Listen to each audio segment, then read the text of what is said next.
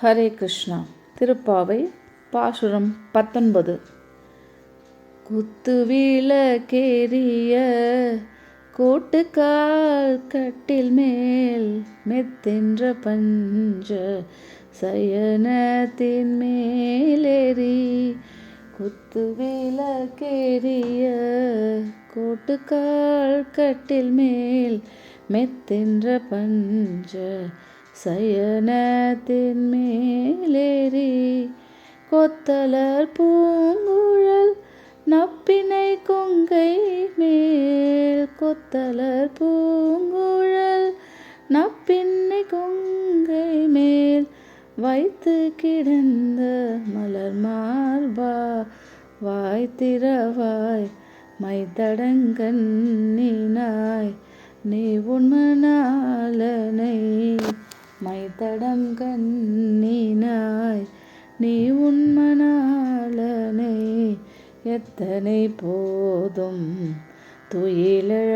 ஒட்டாய்கான் எத்தனை போதும் துயிலழ ஒட்டாய்கான் எத்தனை ஏலும் பிரிவாற்று கிள்ளாயார் எத்தனை ஏலும் பிரிவாற்று கிள்ளாயார் தத்துவம் என்று தகவேலோரெம்பாவாய் குத்துவிளக்கேறிய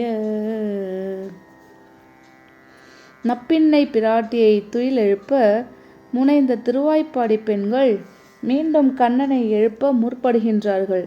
பாசுரத்தின் தொடக்கமே குத்து விளக்கெரிய என்று மங்களமாக அமைகின்றது. தமிழர் வீடுகளில் குத்து விளக்கு ஒரு மங்கள பொருளாகும். குத்து விளக்கு ஏற்றாமல் எந்த மங்கள நிகழ்ச்சியும் தமிழர் வீடுகளில் இன்றளவும் நிகழ்வதில்லை. இப்பாசுரத்தின் தொடக்கமே ஓர் அழகிய காட்சி ஓவியமாக அமைந்துள்ளது. திருவாய்ப்பாடியில் கண்ணன் வசிக்கும் திருமாளிகையில் குத்து விளக்குகள் எரிந்த வண்ணம் உள்ளன. கண்ணன் யானை தந்தத்தால் செய்யப்பட்ட கால்களை உடைய கட்டிலின் மேல் அமைந்துள்ள பஞ்சு மெத்தையில் அமர்ந்துள்ளான். கொத்து கொத்தாக மலர்ந்திருக்கும் பூக்களை தன் அழகிய கூந்தலில் அணிந்து கொண்டு ஒளிமயமாக திகழும் நப்பின்னை பிராட்டியோடு கண்ணன் மகிழ்ந்து பேசிக்கொண்டிருக்கின்றான்.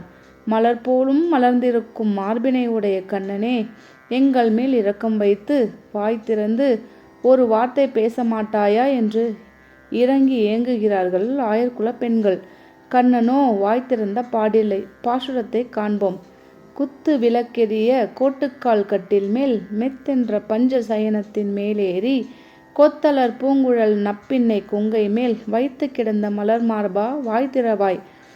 கண்ணனிடம் கனிவோடு இறந்து வேண்டியும் கண்ணன் கருணை காட்டவில்லை என்பதனால் அவனோடு உடனுறை வாழ்வு பெற்ற நப்பின்னையை இறந்து உய்தி பெறலாம் என்று கருதுகிறார்கள். மை தீட்டிய விசாலமான கண்களை உடையவளே என்று அவள் கண்களை புகழ்கிறார்கள்.